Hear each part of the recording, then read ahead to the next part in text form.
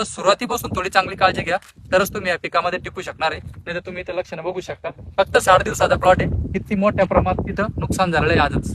नमस्कार शेतकरी बांधवांनो, आज आपण चिंचोली एरियामध्ये आलोय. इथून बघू शकता फक्त 60 दिवसाचा प्लॉट आहे.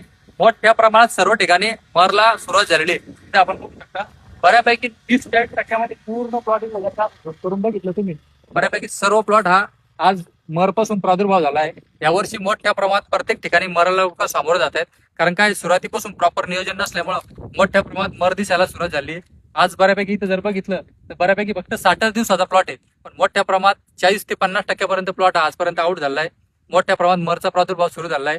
तर अद्रकीसाठी सुरुवातीपासूनच चांगल्या प्रकारचे बुरशीनाशक सोडून तुम्ही जर का कंट्रोलिंग ठेवलं तरच अद्रकी शेवटपर्यंत तुम्ही टिकू शकाल. कारण की एकदा जर का प्रादुर्भाव अद्रकीमध्ये घुसला तर फक्त तुम्हाला 8 ते 10 दिवसापर्यंतच कंट्रोल देऊ शकतो, कारण तुमचा खर्च तिथे वाढून जातो आणि त्या प्रमाणात तुम्हाला उत्पादन भेटणार नाही. त्याकरता प्रिव्हेंटिव्ह मध्ये चांगली काळजी घ्या, तरच तुमचा प्लॉट टिकल. कारण की एकदा जर का मर आली तर फक्त 8 दिवस थांबवसाल, परत ती येईल, परत तुमचा खर्च होईल. त्याच्यामध्ये खर्च जास्त होईल आणि उत्पादन कमी होईल. त्याकरता तुम्हाला सुरुवातीपासून जर का चांगलं नियोजन करायचं असेल तर अद्रकीला सुरुवातीपासून 20 दिवस किंवा एका महिन्यामध्ये झेनेट सोडायचे तुम्हाला 400 ml आणि त्याच्यासोबत सोडायचे तुम्हाला विटावॅक्स पॉवर 500 ग्राम.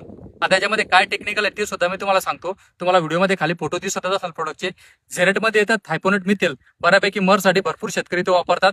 परत कासुबी आहे त्यामध्ये, तेही मरसाठी शेतकरी सर्व लोक त्यात वापरतात. असं दोन्हीचं एकत्रित कॉम्बिनेशन झेनेटमध्ये येतं. दुसरा मॉलिक्यूल सुद्धा अतिशय चांगला मॉलिक्यूल आहे, तो म्हणजे विटावॅक्स पॉवर. त्यामध्ये येतं कार्बोक्सिन येतं आणि दुसरं म्हणजे थायरम येतं.